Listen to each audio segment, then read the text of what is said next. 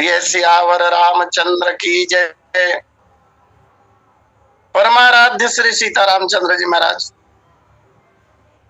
भगवान भोलेनाथ शंकर जी, अंजनी नंदन हनुमान जी महाराज एवं श्रीमद रामचरितमानस के रचयिता गोस्वामी जी महाराज, श्री राम कथा सत्संग लिंक से जुड़े हुए समस्त समादरणीय महानुभावों, अर्चनीय वंदनीय पूजनीय माताओं,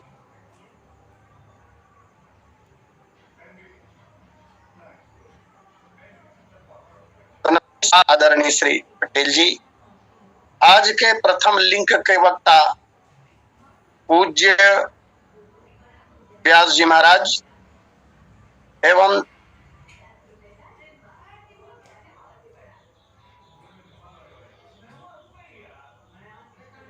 तृतीय आदरणीय नूतन साहू जी। आइए, विगत 35 दिनों से प्रभु अवतार कथा पुनिगाई पर चर्चा चल रही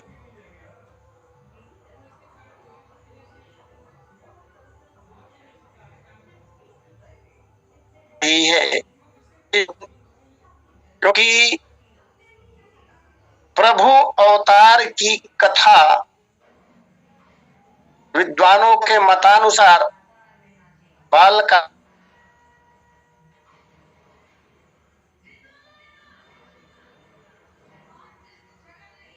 कांड के चर्चा चल रही है। विप्रधेनु सुर संत हित लीन मनुज अवतार।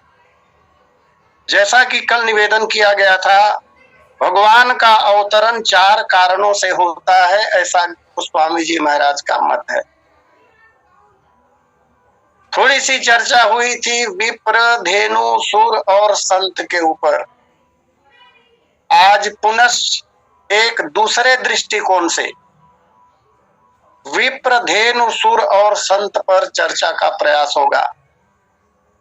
रामचरितमानस ऐसा अनुपम ग्रंथ है कि इस ग्रंथ की चौपाइयों को, दोहों को, श्लोकों को, कथाओं को पाठक जिस दृष्टिकोण से देखना चाहता है देख सकता है, और काम की बात हर दृष्टिकोण से निकल आती। गोस्वामी जी महाराज ने यहाँ श्री राम अवतरण के जो 4 कारण बताए, विप्रधेनु सुर संत हित, वो सहेतुक है। और शब्दों का क्रम जो दिया, साधकों का क्रम जो गोस्वामी जी महाराज ने दिया, पहला विप्र, फिर धेनु, पश्चात देवता और अंत में संत, ये बहुत सार्थक क्रम है। मैं निवेदन करूं, विप्र, धेनु और सुर, इन तीनों का सीधा संबंध है, एक दूसरे के साथ कड़ी जुड़ी हुई है बिल्कुल। विप्र वृंद जब यज्ञादि कार्य करते हैं तो यज्ञादि कार्य करने के लिए दूध, दही, घी की आवश्यकता पड़ती है, जो प्राप्त होती है धेनु से। तो ब्राह्मण का सीधा संबंध गौ माता से है, और गौ माता के सहयोग से जब यज्ञादि श्रेष्ठ कार्यों का अनुष्ठान होता है, आहुतियां दी जाती हैं, देवताओं का यजन किया जाता है, जो आहुतियां दी जाती है उससे देवता पुष्ट होते हैं, प्रसन्न होते हैं। यह आहुतियां देवताओं को समर्पित की जाती है। इस तरह विप्र का गौ माता से और विप्र और गौ माता का देवताओं के साथ सीधा और घनिष्ठ संबंध है। और तदनुसार इनमें भाग लेने वाले, क्योंकि यज्ञादि कार्यों के पश्चात निश्चित रूप से सत्संग सभा का आयोजन होता ही है, जहां संतों का आगमन होता है। संतों के द्वारा कथाएं की जाती हैं भगवान की। तो इस तरह चारों का सीधा सीधा संबंध है। देवता जब हवि के भाग को प्राप्त करते हैं तो प्रसन्न होते हैं, और देवता जब प्रसन्न होते हैं तो पर्जन्य शुद्ध होता है। पर्जन्य के शुद्ध होने से अच्छी वर्षा होती है। अच्छी वर्षा जब होती है तो ये सारा संसार धन धान्य से परिपूर्ण हो जाता है, तरह तरह की फसलें प्राप्त होती है। ये चक्र जैसा चलता है। पहले समाज के सहयोग से ब्राह्मण देवता यज्ञादि कार्यों का अनुष्ठान करते हैं, त्याग करके देवताओं को हविर्भाग प्रदान करते हैं।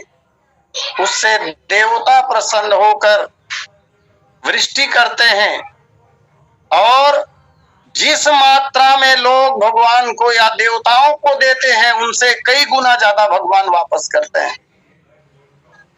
गाय का सहयोग है, इसलिए वृष्टि होने पर गौ माता को चारा मिलती है, सारा संसार हरा भरा हो जाता है। ये कहना होगा कि ऐसे कार्यों का अनुष्ठान ब्राह्मण लोग ही करते हैं, विप्र लोग ही करते हैं। अर्थात यह कार्य धार्मिक कार्य हुआ, धार्मिक आयोजन हुआ। तदनुसार इस विचार से अगर इस शब्द की व्याख्या की जाए तो ब्राह्मण जो है वो धर्म के प्रतिनिधि सिद्ध होते हैं। भगवान ब्राह्मण की रक्षा के लिए आए, भगवान विप्रों की रक्षा करने के लिए आए, उनका हित करने के लिए आए। इसका तात्पर्य हुआ कि भगवान धर्म की मर्यादा को स्थापित करने के लिए आए, क्योंकि ब्राह्मण धर्म के प्रतिनिधि हैं। धर्म का प्रतिनिधित्व ब्राह्मण करते हैं। अब दूसरे क्रम पर जो गौ का स्थान है, विप्रधेनु, आध्यात्मिक दृष्टि से धर्म के प्रतिनिधि हुए ब्राह्मण, और गौ माता जो है वो धन का प्रतिनिधित्व करती है, अर्थ का प्रतिनिधित्व करती है। संसार में बहुत प्रकार की संपदा है, बहुत प्रकार के धन है, लेकिन तमाम प्रकार के धन में से श्रेष्ठ धन वेदों ने भी गौ माता को ही कहा है। लोक व्यवहार में भी गौ माता को लक्ष्मी कहा जाता है। परिवर्तित युग में आज विभिन्न उपकरणों के माध्यम से कृषि भले होती हो, लेकिन सृष्टि रचना से लेकर अथवा लंबे समय तक कृषि का मूल आधार केवल और केवल गौ माता हुआ करती थी। गौ माता की उपयोगिता चाहे जितनी कही जाए कम ही, और वेदों ने तो यहां तक कहा हमारी दो माताएं हैं। एक वह माता है जिसने मुझे जन्म दिया है, और दूसरी गौ माता है। जन्म देने वाली माता 2-2.5 वर्षों तक दुग्ध पान कराती है। दुग्ध पान करती हैं, लेकिन 2.5 वर्ष के पश्चात नहीं। परंतु गौ माता आजीवन अपने गोरस को प्रदान करके हमें पुष्ट करती है। एक निवेदन और, हमारी जननी जिसने हमें जन्म दिया, वो संस्कारों के द्वारा अवश्य हमें स्वर्ग की यात्रा करा सकती है। अच्छे संस्कार अगर डाल देती है तो उन संस्कारों के प्रभाव से आदर्श व्यक्तित्व के माध्यम से व्यक्ति स्वर्ग की यात्रा कर सकता है। लेकिन गौ माता, अच्छा एक बात और, मेरी माता केवल मुझे स्वर्ग की यात्रा कराएगी, अन्यों को नहीं। अच्छा कराई भी अगर तो 2, 4, 10, 5 को करा सकती है, जिनमें संस्कार डालेगी, समझा बुझा कर, पढ़ा लिखा कर। पालन पोषण भी करेगी 2.5 वर्ष तक, तो 1, 2, 3 बच्चों की करेगी, उससे ज्यादा नहीं। लेकिन गौ माता समग्र विश्व का पालन करती है दुग्ध पिलाकर, और मृत्यु के उपरांत सबको गौ माता स्वर्ग भेजती है, जैसा कि गरुड़ पुराण में पढ़ने को मिलता है। जब यह जीवात्मा यमपुरी की यात्रा पर निकलता है तो मार्ग में वैतरणी नदी होती है, और उस वैतरणी नदी को गौ माता ही पार कराती है। इसलिए वेदों ने गाया कि संसार में सबसे अधिक महिमामयी, सबसे अधिक शालीन, सबसे अधिक धैर्य धारण करने वाली, सबसे अधिक क्षमाशील अगर कोई है तो वो है पृथ्वी और गौ माता। और इसीलिए वेदों में पृथ्वी के लिए भी गौ शब्द का प्रयोग होता है, और इन्हीं वेदों में मही शब्द का प्रयोग गौ माता के लिए भी होता है। अर्थात पृथ्वी को भी मही कहते हैं, गौ को भी मही कहते हैं। गौ को गौ कहते ही हैं, पृथ्वी को भी गौ कहते हैं। और पिछले कथा के क्रम में हमने दर्शन किया कि पृथ्वी माता गौ का रूप धारण करके ही पुकार करने के लिए गई थी। इतनी महत्वपूर्ण है गौ माता। गांवों में भी सुनने को मिलता है, यद्यपि यह बात शास्त्रों से प्रमाणित न भी हो, लेकिन लोक में इस दोहे का प्रयोग होता हुआ पाया जाता है। ठीक है, हमने नहीं पढ़ा, हो सकता है कहीं हो। अन्न बहुत प्रकार के होते हैं, लेकिन बहुत प्रकार के अन्नों में श्रेष्ठ अन्न कोदो को माना गया है। अन्न में जेठी कोदई, श्रेष्ठ कोदो को माना गया है। और धन में जेठी गाय। संसार में जितनी प्रकार की संपदा होती है उसमें सर्वश्रेष्ठ संपत्ति अगर कोई है तो वह है गौ माता। अन्न में जेठी कोदई, धन में जेठी गाय, कपड़ा में जेठी कामरी। कंबल जो है वो श्रेष्ठ वस्त्र माना गया है। कपड़ा में जेठी कामरी, जो न धोबी गर जाए, उसको शुद्ध करने के लिए कहीं धुलवाने की आवश्यकता नहीं पड़ती है। झड़ा दिया जाए, धूप में सुखा दिया जाए, उसमें पावनता आ जाती है, आदि आदि। तो मैं निवेदन ये कर रहा था, गाय का बच्चा ही बढ़कर बैल बनता है, और वही बैल कृषि का आधार है। खेती बैल से हुआ करती थी, आज भी हो रही है, और बैल के सहयोग से व्यक्ति धन धान्य उत्पन्न करता है, संपन्नता आती है।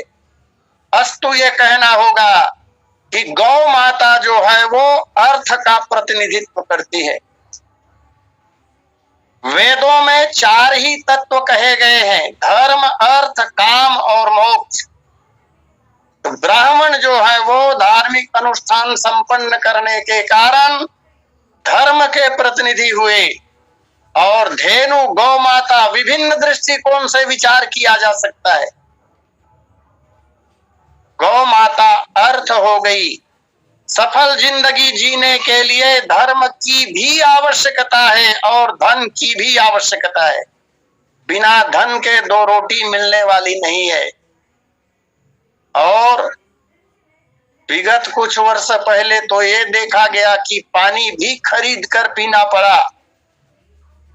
250 रुपए बोतल में पानी खरीद कर पीना पड़ा।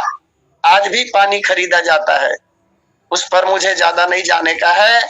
आइए, विप्रधेनु सुर, तीसरे क्रम में देवताओं को रखा गया। ये देवता जो है प्रकृति से भोगवादी हैं, रहते भी भोग भूमि में।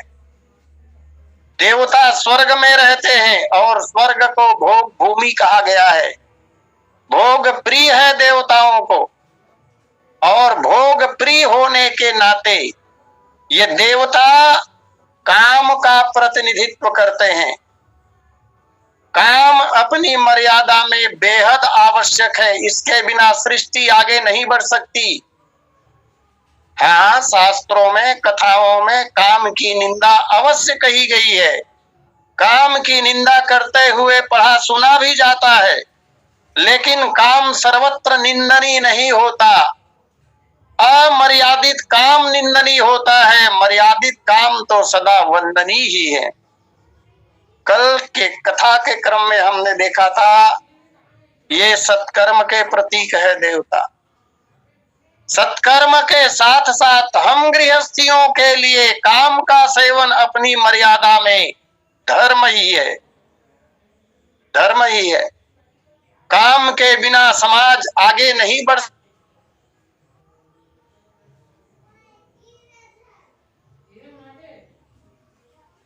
सकता। ये काम विकार हो सकते हैं लेकिन बेकार नहीं होते। ये विकार भले हैं लेकिन बेकार नहीं है, अपनी मर्यादा के अंदर। और देखिए भी, समाज में यद्यपि काम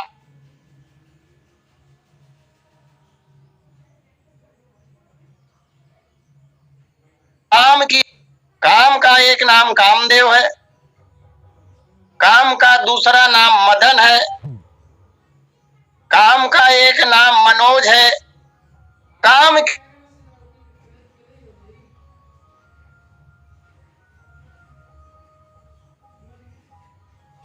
मदन और मनोज रखते हैं कि नहीं रखते हैं? जब मदन और मनोज अपने कलेजे के टुकड़े का नाम रख सकते हैं तो स्वीकारोक्ति तो है, झुकाव तो है, प्रेम तो है।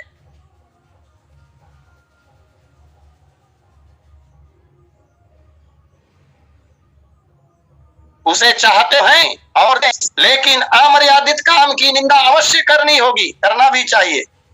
देखिए, कोई भी वस्तु या कोई भी व्यक्ति सदा वंदनीय नहीं होता, सदा निंदनीय नहीं होता।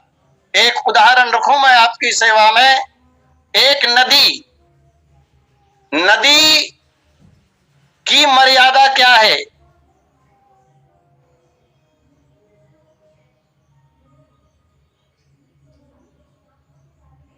तो विद्वान अपनी मर्यादा में, अर्थात अपने दोनों किनारों के अंदर जल लेकर जब प्रवाहित होती है,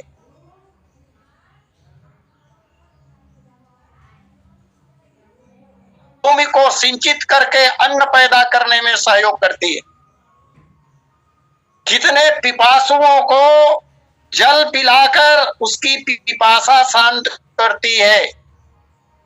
कितने लोग शांत होते हैं जल पीकर। यहाँ नदी का जो कार्य है वो कल्याणकारी है। नदी का स्वरूप कल्याणकारी है। यहाँ पर जगत का कल्याण कर रही है। कल्याण कब तक करती है नदी? जब तक अपनी मर्यादा में रहती है। लेकिन वही नदी जिस दिन अपनी मर्यादा तोड़ देती है, नदी में बहने वाला जल किनारों को छोड़कर बाहर जब आने लगता है तो बाढ़ की विभीषिका निर्मित हो जाती है और न जाने कितने प्राणी नदी के उस प्रवाह में बह जाते हैं। कितनों की जीवन लीला समाप्त हो जाती है, कितने घर गिर जाते हैं, कितनी फसलें चौपट हो जाती हैं। ये नदी का विनाशकारी रूप है। ठीक इसी तरह अपनी मर्यादा में धर्म का आचरण करते हुए काम का सेवन बेहद वंदनीय है, लेकिन अपनी मर्यादा तोड़ देने पर तो यह काम सर्वदा निंदित हो जाया करता है।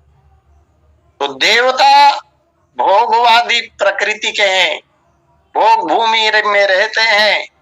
वहां कर्म करना नहीं पड़ता, बैठे बैठे बस जो चाहते हैं वो खाते पीते हैं, जो सुख चाहते हैं वो लूटते हैं।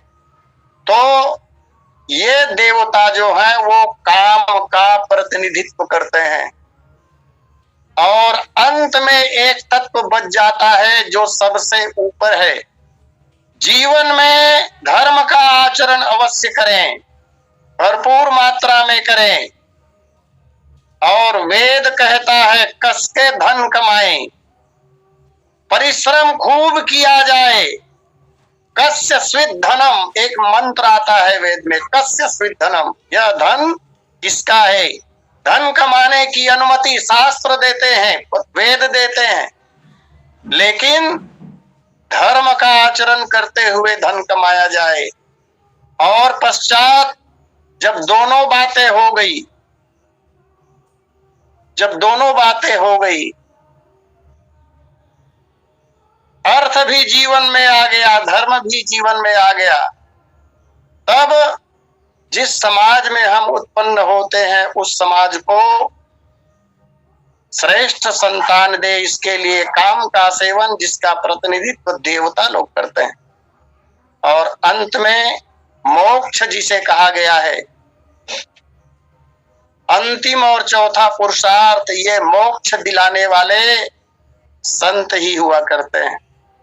भगवान से मिलाने का काम संत ही करते हैं। श्री मानस जी में भी देखा जाए यदि तो महाराज सुग्रीव को भगवान से मिलाने का काम अंजनी नंदन हनुमान जी महाराज ने किया। हनुमान जी महाराज संत ही हैं। इसी तरह विभीषण को भगवान श्री रामचंद्र जी महाराज से मिलाने का कार्य एक संत ने ही किया। और जब यह जीव भगवान के साथ मिल जाता है तो मुक्ति शेष नहीं रह जाती है। ये हमारे संत ही मुक्ति दिला सकते हैं, अर्थात मोक्ष का प्रतिनिधित्व करते हैं संत लोग। विप्रधेनुसुर संत हित, इन चारों का हित करने के लिए भगवान का अवतार हुआ। इसका तात्पर्य हुआ कि भगवान धर्म का हित करने के लिए, धर्म की रक्षा करने के लिए, अर्थ की रक्षा करने के लिए, काम की रक्षा करने के लिए और मोक्ष की रक्षा करने के लिए अवतार लेते हैं। विप्रधेनुसुर संत हित, लिन्न मनुजी अवतार, भगवान ने मानव शरीर धारण किया। वैसे संसार में जब जब भगवान को अवतार लेने की आवश्यकता पड़ती है, सब विज्ञ पाठक मानस जी के हैं, जानते हैं। जब जब होई धर्म के हानि, बाढ़े असुर अधम अभिमानी, तब तब धरि प्रभु विविध शरीर धारण करते हैं। इस समय भगवान को मनुष्य रूप धारण करना आवश्यक हो गया।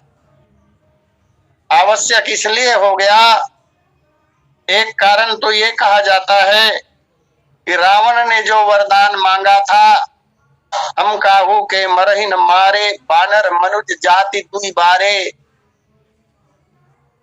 मनुष्य के हाथों में ही उसकी मृत्यु संभव थी। इसलिए भगवान ने मानव शरीर धारण किया।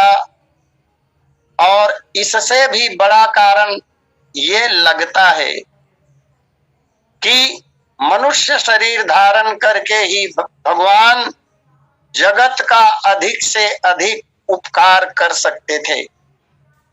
अन्य अवतारों में भी हम देखें, मत्स्यावतार, कच्छप का अवतार, फिर नरसिंह का अवतार, उन अवतारों में जगत का ज्यादा भला नहीं हुआ। वो तो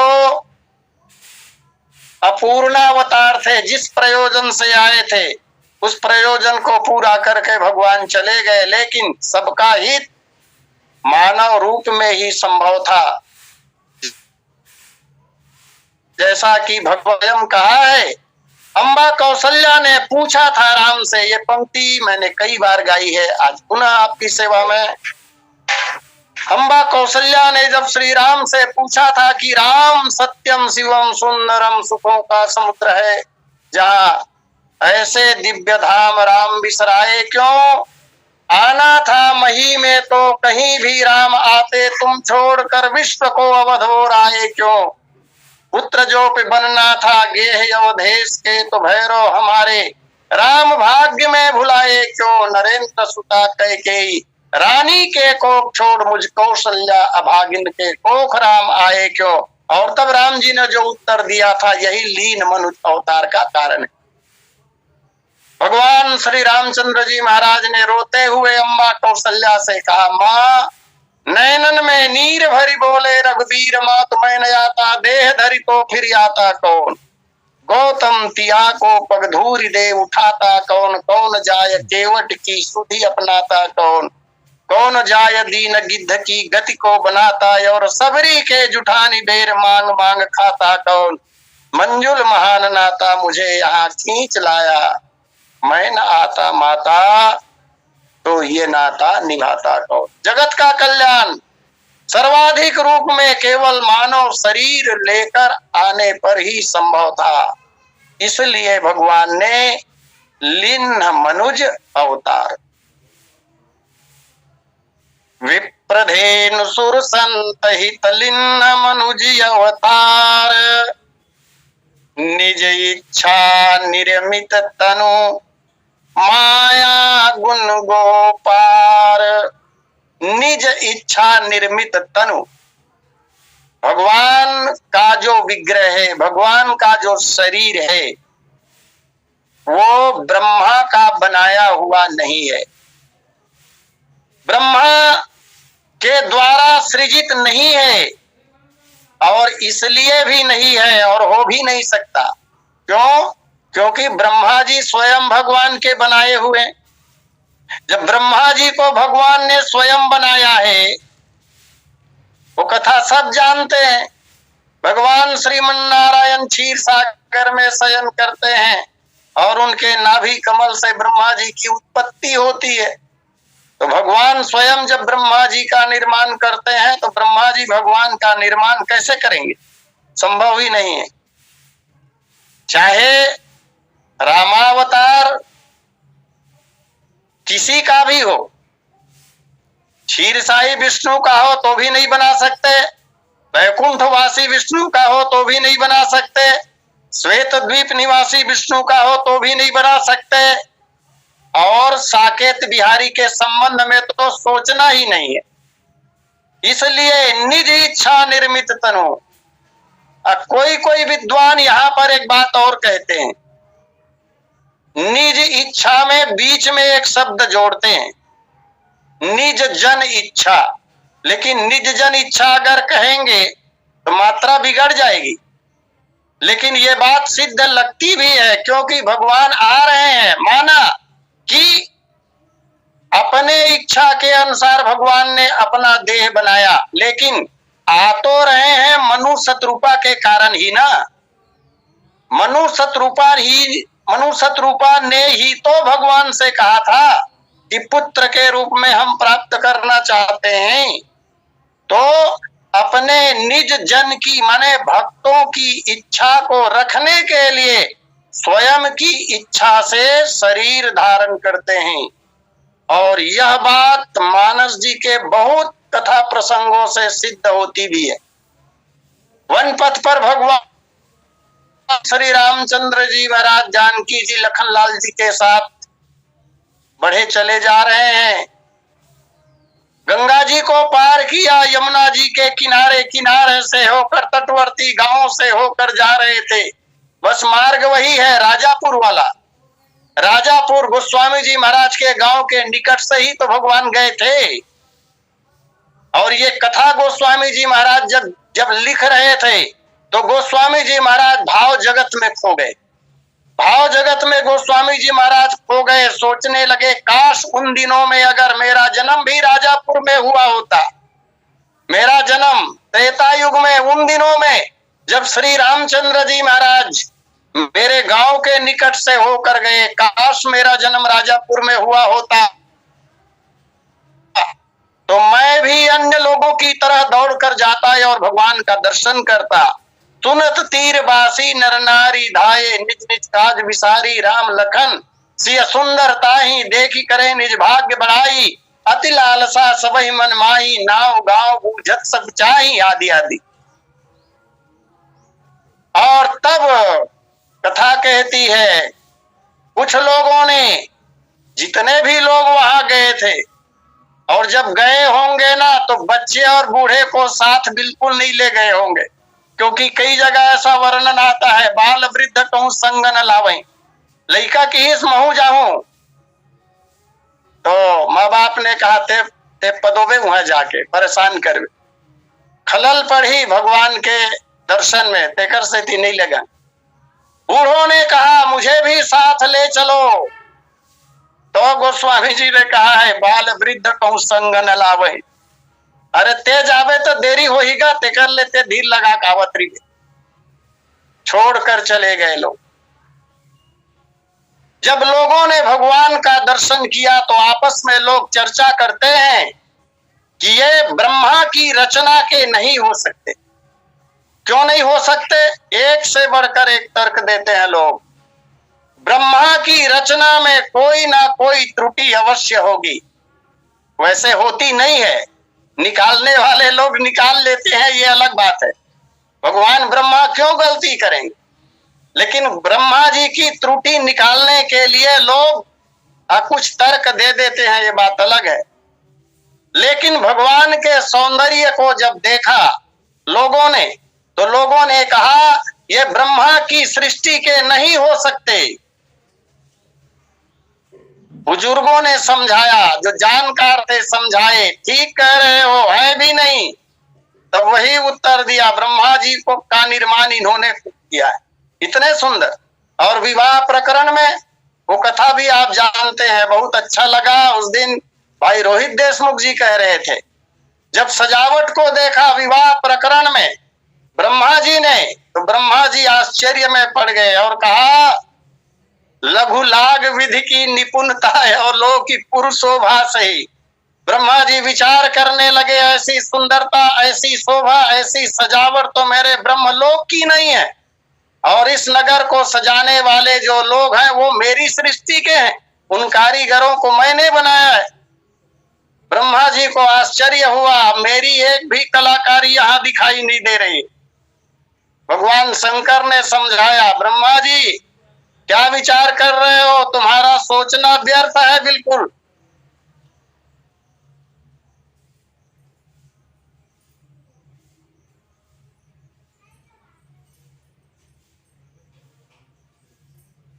हम उसकी संतानें हैं, हमारा जन्म उनके द्वारा हुआ है, तो माता पिता के विवाह में पुत्र की भूमिका क्या हो सकती?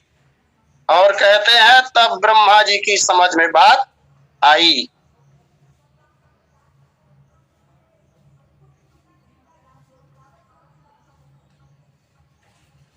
तो भगवान का शरीर 5 तत्वों से नहीं बनता। वैसे संसार में जितने शरीर हैं उनमें सारे शरीर भी 5 तत्व के नहीं बनते। किसी का 5 तत्व से बनता है, किसी का 2 तत्व से बनता है, किसी का 3 तत्व से बनता है, लेकिन हमारा आपका शरीर 5 तत्वों से बना हुआ है।